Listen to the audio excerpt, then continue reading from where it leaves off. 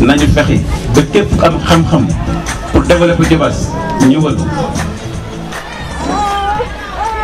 ñaareel bi mooy l'unité des cœurs na xol yi nekk benn nañu yéenante jàmm ndax 1972 ak tey dafa am fu Diobass jóge 1972 am fi mu toll tey loolu ku ko mënul seede mais gëmoo yàlla dëkk boo xam ne en 2009 juróom-ñaari dëkk ñoo fi amoon courant 2021 lu ëpp juróom fukki dëkk am courant mais ku ne changement amul c'est parce que dëkkoo fi loolu waral Guèye li nga wax loolu am 2009 dëkk yi fi amoon courant Kër Sadara la woon Anen Baba Sange ak Got c'était tout loolu fi amoon courant 2009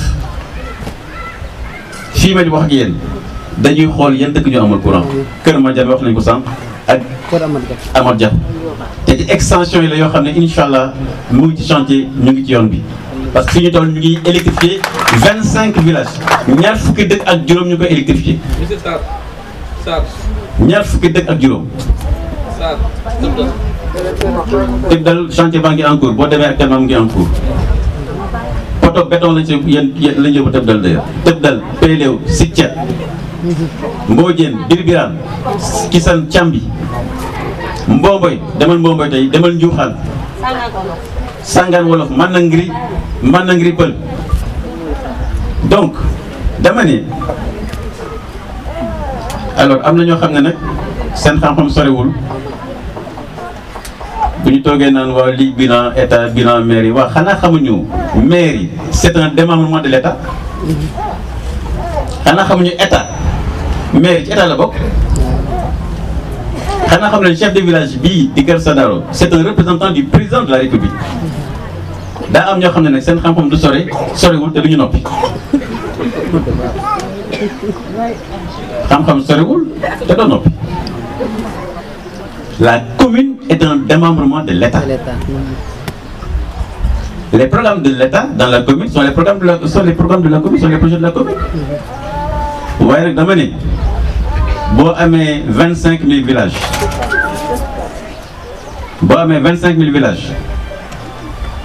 ak programme romb benn ñaar ñett romb 25 000 ñëw sa dëkk boo jàppee ne caaxaan na ko fi indi c'est parce que nekkoo ci dëkk bi kon day fàttu njariñu Diobass mooy Diobass nekk benn say nekk benn dank di xàccandoo di dóorandoo moo tax soxna Khady Fall wax ngeen dëgg tey bu Ndeye Fatou ne daa bëgg am baat dans le département de Thiès nekk président du comité consultatif départemental wala dem waxtaan ak conseil départemental bu Thiès coalition Benno Bokk Yaakaar nekk fii de Diobass ci dem élection locale ngeen jël seen doole jox ko keneen koo xam ne du gagné conseil départemental ngeen néewal doole conseil départemental ëllëg ngeen war a négocier ak conseil départemental lu jëm ci jigéen ñi ku def loolu yaa ngi faible yaa ngi affaiblir les femmes du département de Thiès. dama ne boo dëkkee Anen nga ne doo dem Benno Bokk Yaakaar dégg leen bu baax ndax bëgg naa ñu dëkk Anen dégg li may wax nga ne conseil départemental nga ne doo dem liste Benno Bokk Yaakaar Benno Bokk Yaakaar wala dem dans le département am une liste départementale nga bëgg Benno Bokk Yaakaar investir dans le département parce que xam nga fa ngay amee victoire mais loolu ñun duñ ko nangu yow kay boo jëlee sa décision assume jusqu'au bout defal sa liste au niveau local mais defal sa liste aussi au niveau départemental da ngay def sa liste au niveau local nga def sa liste au niveau départemental waaye mënoo nekk ŋarale ne doo dem Benno Bokk Yaakaar nutoo Diobass ba pare nga ne waaw Macky Sall lay àndal dem du conseil départemental loolu mooy lan nga ne doo ànd ak ki représente Macky Sall dans la commune nga ne yaay Benno Bokk Yaakaar dama ne naxaate moo war a bàyyi moo war a jeex. Politique, il faut dire la vérité. Boy am ndam amal ndam ci ngor ak sutura, boy am défaite amal défaite ci ngor ci sutura. waaye li wóor mooy la coalition Benno Bokk Yaakaar gagnera très largement les élections dans la commune de Notto Diobass. loolu moom le 23 janvier soretul. Donc l'unité. ñetteel bi mooy le troisième pilier, c'est la massification. Ndeye Fatou am na lu soxna Coro wax sànq muy lu am solo. ne ngeen chaque lundi yéen a ngi daje. man c'est léegi sax naa commencé ñëw seen réunion altine yi léegi. seen réunion altine yooyu mën naa ko fekke léegi. surtout bu sànge nañu fekke ko. def leen sensibilisation. sensibiliser mooy la coalition boo xam ne mooy régler le problème des populations. xam nga ñu ngi fi depuis 2009 Notto Diobass mooy l'une des rares communes boo xam ne des na fi 15 000 hectares de foncier. waaw. dama ne suuf si 15 000 hectares mu ngi fi. je veux bien mu nekk un débat dans les réseaux sociaux parce que comme réseaux sociaux yi léegi dafa am ku nekk yaa ngi wax. mosu leen dégg benn mètre carré foncier boo xam ne am na entre le maire et les populations mosul am. Attention, c'est pas donné à tout le monde, hein. Le foncier,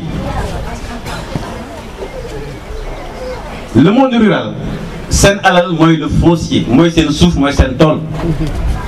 boo leen ko aaralulee mais loo leen di aaral ñun suñu engagement au niveau de la coalition Benno Bokk Yaakaar mais seen mooy seen tool yi kenn du ko laal kenn du ko yàq. La sécurité foncière. Les trois piliers du projet de la coalition Benno Bokk Yaakaar wax nga sànq l'emploi des jeunes mooy xëyu ndaw yi. L'emploi des jeunes, chers amis, c'est l'entreprise. Loolu waral je m'adresse aux jeunes cadres diplômés que le projet de la commune de Notto Diobass, c'est la zone économique spéciale que nous allons créer entre Notto et Thiès pour héberger les principales entreprises de la sous-région.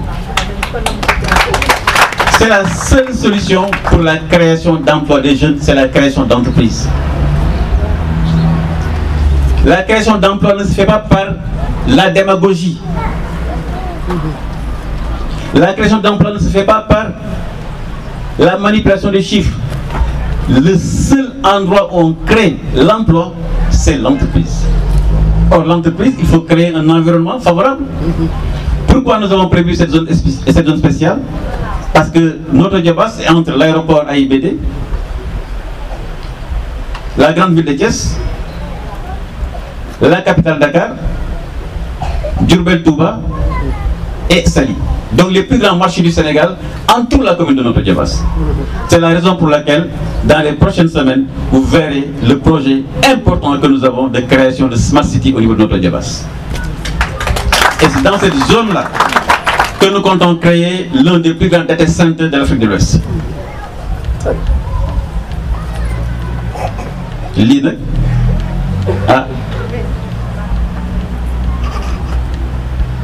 li ma bëggoon wax sax damay yem foofu parce que li ma bëggoon wax moom su ma ko waxee journaliste bi mu génne du sotti.